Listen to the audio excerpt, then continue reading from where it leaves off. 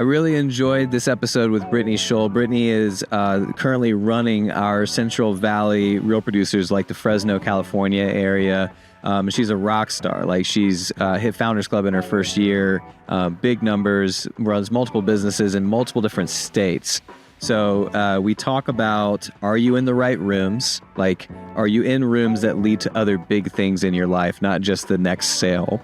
And then also imposter syndrome, which seems to be like a very hot button item in real estate, maybe all of sales, but an interesting take on imposter syndrome at the end. Hope you guys enjoy.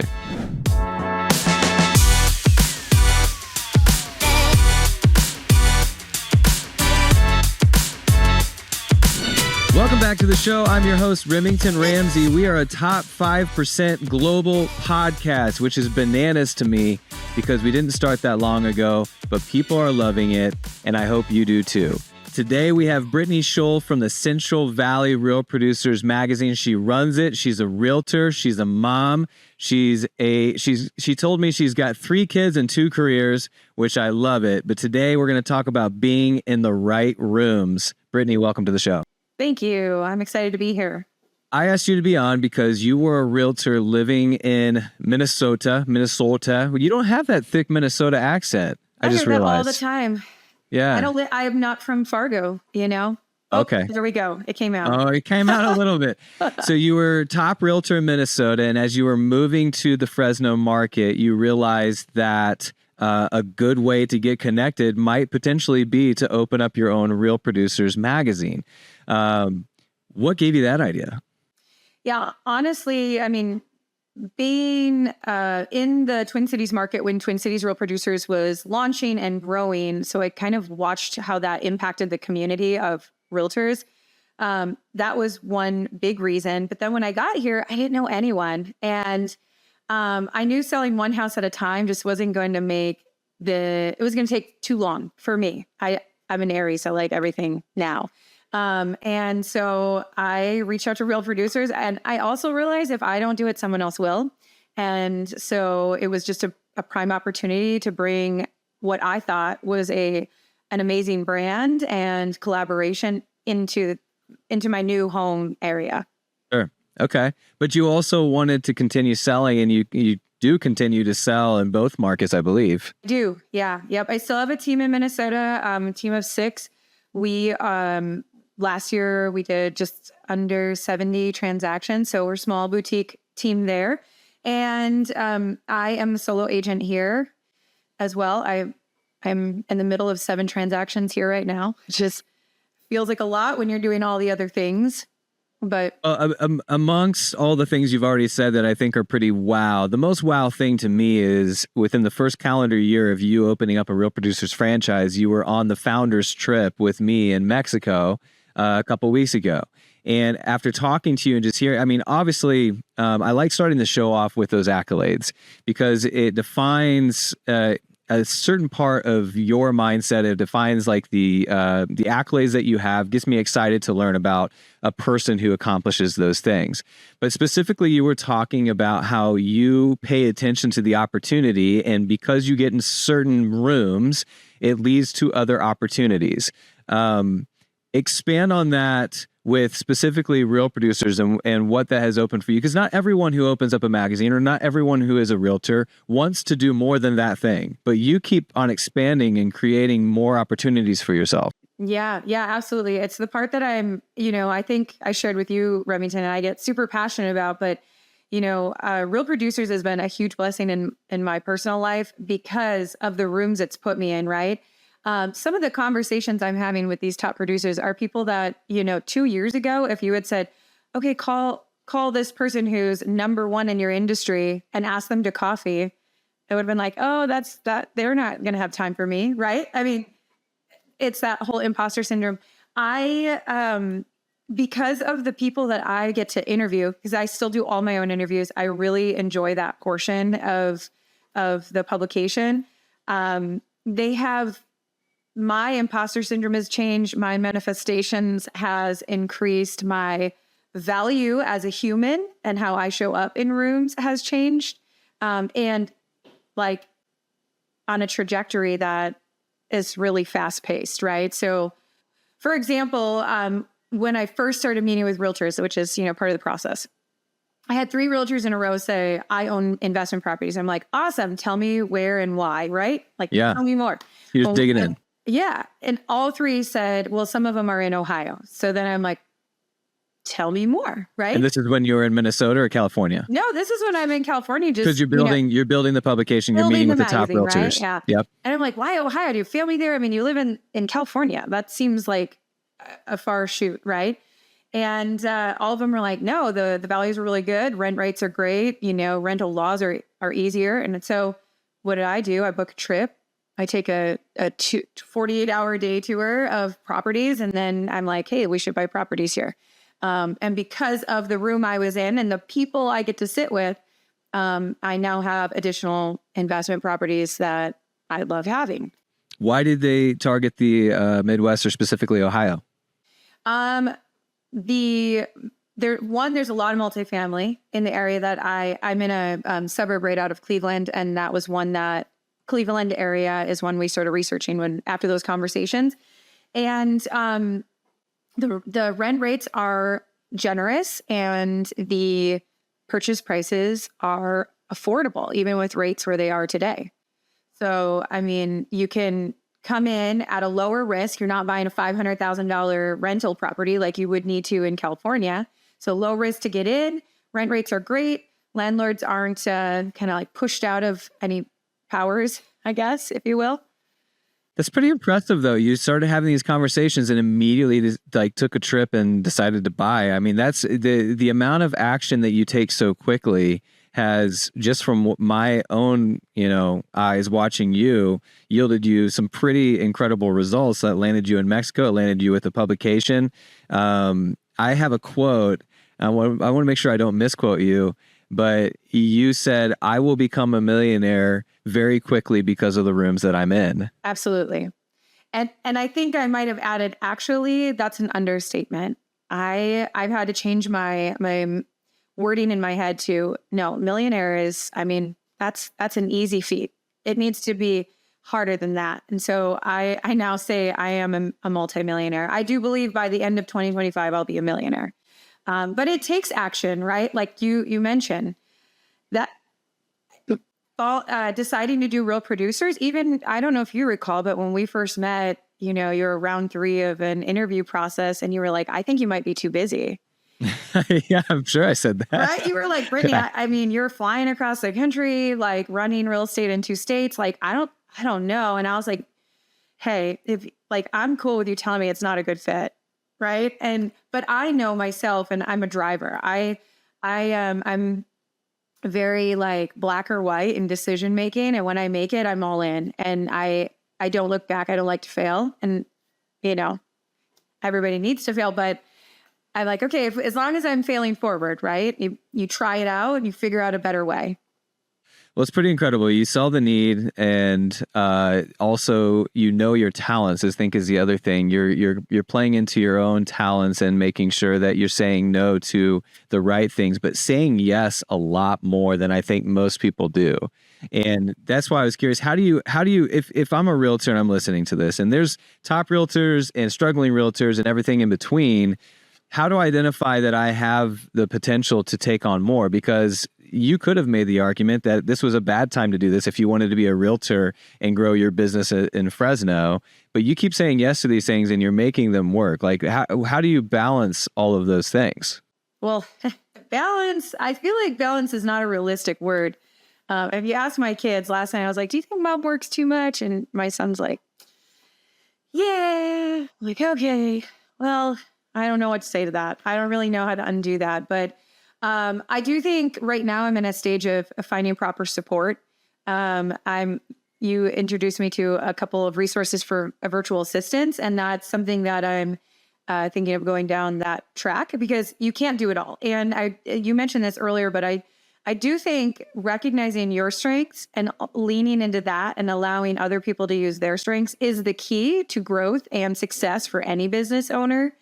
And I've definitely hit this kind of plateau where I've had to decide, like, there needs to be more hiring in order to continue to drive the way I'm driving. You said leaning into others' strengths is the key to growth. I think that's true, and I think that's a very big reason why a lot of us in this industry are stagnant. Is your identity gets wrapped up into the thing. I get really good at selling houses, and everyone knows that I'm good at selling houses. So now I have to continue selling houses, because if I become the team leader, even though I feel called to be a leader, and I don't actually, maybe I don't even enjoy selling houses anymore, but I'm so good at it and everyone thinks I'm so good at it, and I might not be good at the next thing, or at least people will not know me as that rock star that I used to be. And it's so easy to make the dollar. Like, you just talk yourself out of things that you feel called to do. Oh, Remington, when I moved to California, I had so many naysayers say, you really think you're going to be able to sell real estate going back and forth like that? And I said, well, I mean, God's calling me here, so I'm going to assume he can handle it. But ultimately, it taught me two things. I was burnt out. If we're being honest, I was on my knees praying for balance, wondering like how I can sustain that lifestyle. And I know now that if I had stayed in Minnesota full time, I would never have learned to delegate. I felt like if I wasn't doing all the things exactly my way, the people would stop wanting to work with me. In turn, in the last 4 years, I've learned that as I've built up other people that I trust, when I talk to my clients, they trust who I trust, right? And so it's been a huge blessing. It did open up a lot of time for me to start selling real estate here, to open a magazine, to buy rental properties. And it's been a lot more fun to do business as a team. It's so much more enjoyable to do things together, at least for me, than solo. Yeah. Well, you talked about dreams. You talked about being a millionaire, but then thinking that I mean, it was only a couple of weeks ago where I scheduled this where you said millionaire. And in that 2-week period, you realized that it was not big enough, that multimillionaire, because you're just seeing, I remember a conversation I had with my brother-in-law, and there was this thing that I was thinking about giving to, and I said, "Hey man, I'm praying about giving like $500 to this thing." And he knew my financial situation better than some, and he says, "Really?" And I was like, "Yeah, why? Do you think that's too much?" And he goes, "No, I think you should just give $500. I think you should pray about 5,000." Oh, In that moment, I was yeah. like, whoa, That's good. you're right. But I carry around this dream journal, and I've talked about this on the show before. 2009, I started a dream journal when I was in college. So if you look at my dreams as a college kid, I mean, one of the dreams was make $10,000 in a year. Like, so your dreams change for you as you're thinking about your dreams and writing down goals. How do you attack that when you realize that you were thinking small? Like, do you immediately go and say, okay, we got to reassess everything, because if we hit these bigger goals, it will unlock new things for us? Yeah. I think that's a great question. And I think at different phases in my life, it's looked differently. I think that I've become more in tune with myself in the last couple of years. I journal every morning. Like, I think that goes a really long ways. Anybody who's not journaling should be journaling. What do you journal? Because I journal as well, and it kind of goes in and out of like what I actually write. Yeah. What do you journal? Well, I always journal about the Bible verse of the day from the Bible app. That's the very first thing I do in the morning. And then So you read the verse, and then you journal how that applies to your life. I read it, I write it down, and then I write a prayer around it, basically. Okay. Help me be more like this thing. I like it. Okay. Yeah. Or wow. Yeah, I also, kind of do some other devos on and off, just depending on what my mood is or how much time I have. But I also do, I am gratefuls, and I normally can fill a page. I go with, I'm grateful for air today. I'm grateful for sunshine. I'm grateful for a quiet morning, for the roof over my head. You're a very positive person. Yes. Yeah. I don't always feel positive, but I try to always come from a glass half full. I say that I'm grateful for the opportunities I'll be handed today, and the rooms I'm in, and the conversations I'll get to have. And there's sometimes I'm tired. I don't even want to have conversations, but when I do, I get fired up by those people. And then I come home and my husband's like, here she goes again. But he loves it too, because then I fire him up with other people's testimonies, which is literally what I believe part of my purpose is. So your husband, by the way, has a top 10 mustache I've ever seen. That's funny. Very strong. Oh my mustache. gosh, you don't even know. He will love to hear that. He wants me to tell his mustache things sometimes, and I'm like, dude, no, I'm not into I get shut down about day 5, and it's not about. I have to remind myself at that point it's not about me. Gotta shave. Gotta trim. Sorry to derail. Okay. I love your positive attitude. I love the way you think. Now, let me ask you this, because on the last couple shows, and really as we're anticipating this national event that we have coming up, that's going to be a reoccurring event, RP Elevate, but our first national one is coming up in September. I'm booking these speakers, and what's fascinating about a lot of these speakers is typically you'll do a podcast, and when someone comes to you as a guest, they're sometimes referred to you where it's like, hey, you got to hear Sally's story. Sally overcame these crazy odds, and now she's a top producer. And I love those stories. However, recently, if you go back and listen to some of our shows, and this is probably what boosted us to become a top 5% global podcast, is we're interviewing people that are in the middle of tragedies and hard things, and still showing up and, putting up big numbers, yes, but like living and being an inspiration to other people. So you had mentioned like you always try to approach life glasses half full. Like, I don't know, there could be some things going on personally that are really tough for you right now, but I'm sure there has been over the course of your life. How do you approach that? Because if I'm listening to this podcast, I've been there before where I'm like, well, you're not dealing with what I'm dealing with. You don't understand. Like, once I get past this, then I'll be the positive person that writes down the gratitudes and all the journal. Then I'll do it. But right now I just need to focus on like what's sad in my life. How do you, when things are tough in your life, like, how do you approach that? Well, I pretend I'm already on the other side. If I'm being honest, it's one step at a time. I have gone through hard things. If you're okay with me sharing quickly, in 2016, my dream came true, and I had my son, which was literally, I wanted to be a mom my entire 20s, and I was just turning 31. And so it was great. 10 days later, my 24-year-old brother dies on a cruise. My mom becomes, severely depressed and suicidal. I quit my job after my maternity leave, which was weeks later, to become a realtor, right? So, and I become single that year. So all kinds of really, really, really hard things. And when I look back at 2016, I could have fallen apart. I mean, I would have been given permission by the world to fall apart and fall into depression and have a really hard year. I decided to use my brother's passing as an opportunity to live the life I desire because life is short. I looked at that and I was like, listen, he's 24, he's on a cruise living at the best days of his life, and he never made it home. So that could happen to me tomorrow. Like, I need to live life doing the things I truly enjoy. And I try to still look at life that way every day. I'm like, does this bring me joy? Then I should do it. It's a yes. If it doesn't bring me joy, then it's a no, right?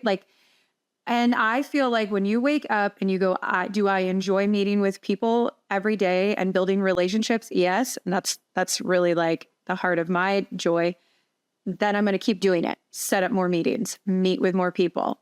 And I'm a salesperson in real estate and in the magazine. I don't feel like a salesperson. I feel like an encourager, you mentioned that you like to get to the point with your clients where it's not just like the friends, like they literally treat you like family.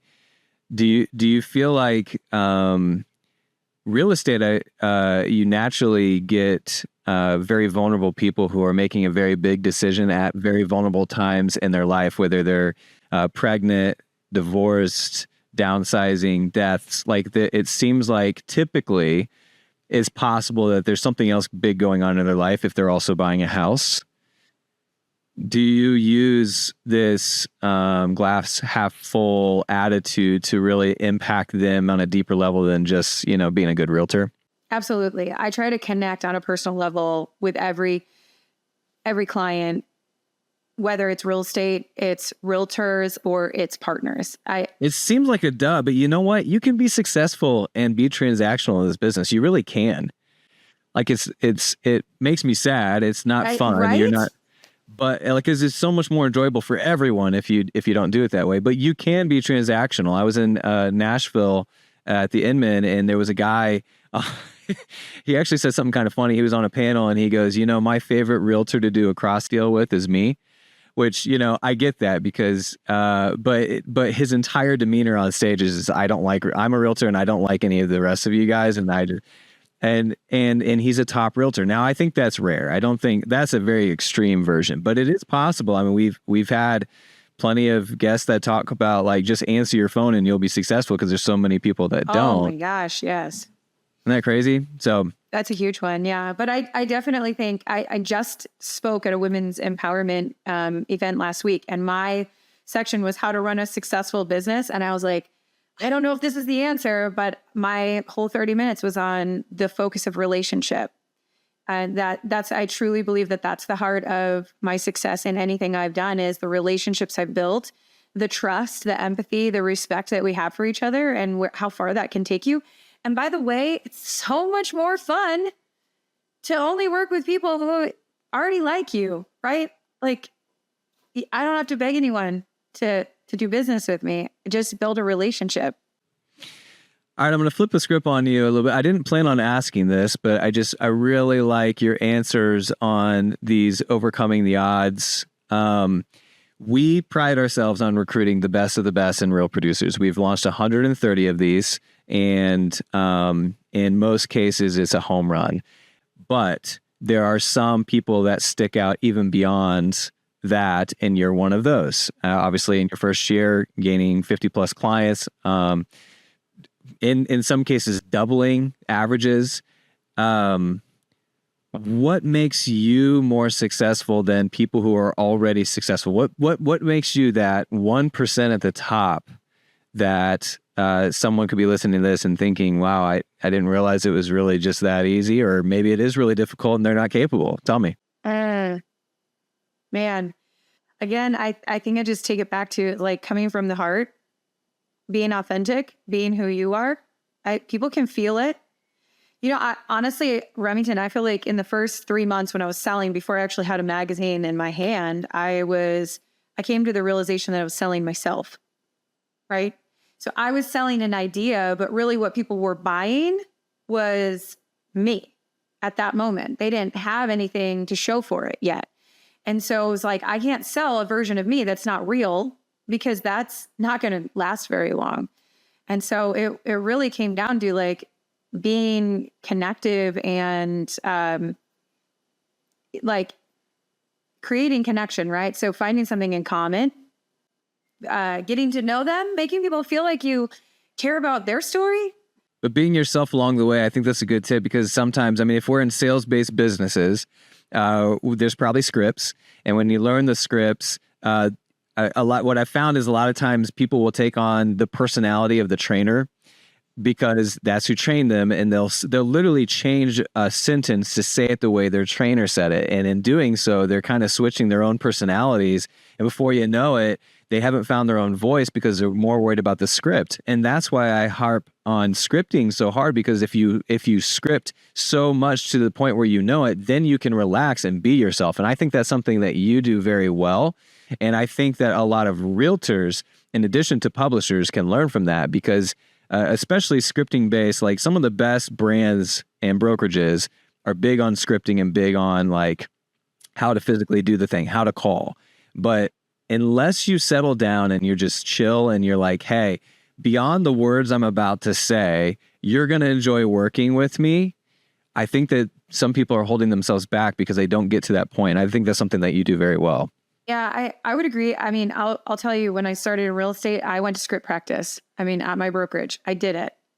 But I did it just to have like the general, I did it over and over, right? But I never read the script to a customer. And even when I was, selling for real producers, or still am, I still like, there's the basis, right? The bullet points, but I really read my audience. I read my room. I see how much time I have. I see what their eye contact looks like. Like, I feel it out, and then I try to, it's not always perfect, but I try to accommodate that. let's start from the very beginning before I want to end with your thoughts on this event that we have coming up, because I know you're really pumped and excited about it. But before that, if I'm brand new, and I think this episode is really good for someone, for all people, but someone who's brand new to sales, this I think could really hit them in the heart. What would you say to someone who's getting into any type of sales, especially within real estate, if they're a vendor or a realtor, publisher, brand new, someone who's been successful before, like catch the eye of someone if you're being recruited into sales. Maybe you're a top athlete or you're a hard worker and people see that in you. What encouragement do you give someone who's brand new getting into this, that is starting from scratch and doesn't really have a lot of belief in themselves? Because at the beginning of the episode, you said imposter syndrome. And imposter syndrome, first of all, define imposter syndrome for me. I want to know, what's your definition of imposter? Yeah, I mean, my imposter syndrome is that voice inside my head that's telling me, like, you don't belong here, or this isn't for you, or you can't do it, right? Oh, honestly, even I was just talking to a top producer yesterday about this, and we talked about it kind of being like a video game, because every time you conquer one imposter syndrome, you move to another level. There's a new fear. There's a new, like, the guys at the top sheet, this person I was talking to does a ton of business. And she's like, last week I was on this stage somewhere and I had imposter syndrome and I still did it. And then when I did it, I felt that fire inside me, reminding me that I did it. And it felt like it filled a high, right? And so that was what keeps you tackling the next imposter syndrome. And it never goes away. I've talked to so many top producers about imposter syndrome, and they will all agree that they've had it and they still have it. It's just in new scenarios, right? I got a hot take on this. You ready? So imposter syndrome, I feel like you're right. It evolves and you can have it and it's new, and there's people at the very top that get it. I think imposter syndrome happens when there's something that you haven't done a lot of, because you can actually conquer imposter syndrome by just doing that thing more.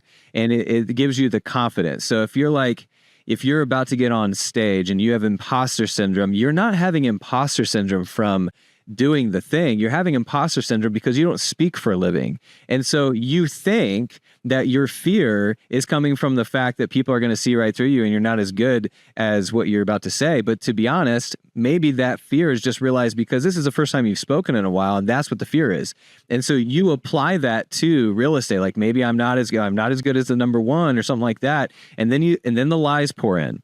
And so now all of a sudden, imposter syndrome is about something that it never was actually about. It's about the new thing that you're conquering. So when you kept saying it shifts and it's new and it goes, well, that's what's happening, is that new thing. You should have imposter syndrome. You haven't spoken in front of people for 2 months and it's been a long time. And yeah, you should be a little nervous about that. But when you think about what you're talking about, you're better than everyone else in the room. That's why you're on stage. And then it should kick that imposter syndrome. Well, and it does, right? So I'm going to give you like a short story that triggered 2023, building the magazine, right? I started in October. So I knew that was going to require me to talk in front of people, right? Like groups of people. We're going to have events. I'm going to have to be up there. And so I started journaling. Other things I journal are I ams, and my kids do them as well. And one of the things I said is, I have a voice that belongs in this room. And I did it every day. I would write it multiple times a day because I wanted to believe that about myself, right? So then building 2024 vision, I said, I want to public speak 2 times. I ended up public speaking in 2024 6 times. So then for 2025, I wrote, I want to get paid to public speak 1 time, right? Like, I want to take it to that level. I'm getting better at this. I'm realizing how much I enjoy it. So I'm going to set that goal a little higher. 2025, I've already been asked to speak in rooms. I've already been on a stage 8 times so far, and we're mid-March. I haven't been paid yet, but I know by the end of the year I will. I love it. And by you saying this on a podcast, you better believe that the world is going to hold you accountable to that. I'm going to do it. I hope so. I love accountability. So bring it. But yeah, I just think it's the One, that the journaling was really helpful to me. The repeating it in my head, and I still do it to this day. This is now 2.5 years later. And there are moments where I go, Brittany, you have a voice that belongs in this room. And before I walk into an intimidating coffee date or whatever, I say, I have a voice that belongs in this room. And I remind myself of the moments where people have come back to me and said, I used a line you said, or your energy shifted something for me. And then I remind myself that's the proof that my voice belonged in the room, right? And so I think, like, your question was, what do I tell somebody new? One, take the step. Just take the step. You have to, one foot in front of the other. It's the only way. I think we are all given the same opportunities, and we all get the choice, on how we're going to use that. Now, we don't all have the same personalities. I happen to have a very loud and big personality, and that's maybe why this works for me. But I do think, like, anyone can have anything they desire. Literally, you can have it all. But you're right. I think you play the cards that you're dealt. I mean, Shaq, I heard it said that Shaq doesn't wake up and say, well, it'd be cheating if I was in the NBA because I'm 7 foot. No, he's in the NBA because he's 7 foot and he played the cards that he's dealt. So you using your personality, I think if we all apply that, then taking that first step is action. Motion creates emotion, right? So you can't just have the emotion. That's when you get imposter syndrome, because you haven't done the thing. You are an imposter. Yeah. Do the thing. And then you're not an imposter, because you can literally talk about, even if you do it one time, if you do an appointment, this is what I tell everyone when they're launching their first franchise. You do one appointment, you would make one sale. Now you have something to talk about for the second one and the third one, and then you're duplicating it. Before you know it, you've been doing this for weeks. Just taking that step one. I love that tip. Just take the step. All right, last question for you. RP Elevate's coming up. I know that you're very excited about it. What are you most excited? I've asked every guest this. What are you most excited about this event coming up in September? Honestly, I'm really excited to make connections with other top performing people across the country. I really feel like we can be closed-minded, we can be open-minded, right? And when we put ourselves in rooms with other people from other areas, with other styles of business and other concepts, we become smarter. We can share that back. It's elevating. I mean, the word is right there, right? I mean, that's what I'm most excited about, is the connections I can make nationally. Well, you're definitely going to be in the right room there, because it is our distribution. About 60,000 realtors get our magazine across the nation in 130 locations. So those guys and their teams will be there. rplevate.com. Brittany, thank you for being on the show. Are you in the right rooms? I think we kept coming back to that, and you've proven in your career over and over again that if you're in the right room, it will lead to other rooms that lead to the opportunities to make you a multimillionaire in the next couple of years. Absolutely. I can't wait to be on your show and 2.5 years. Let's say that's far enough. Like I said, you put it on a podcast, the world is going to hold you accountable. So that was Brittany Scholl in the Fresno market. Hold her accountable, send her emails. I'm going to tag your email and your Instagram so everyone can hold you accountable to that goal. Absolutely. I'm more than happy to talk with anybody. I think that anything I can give to help other people grow to whatever level they desire that's the key to life, right? So you're awesome. Amen. That's it. We are a top 5% global podcast because you are going to share this with one person that you think Brittany Scholl can impact. We'll see you next time.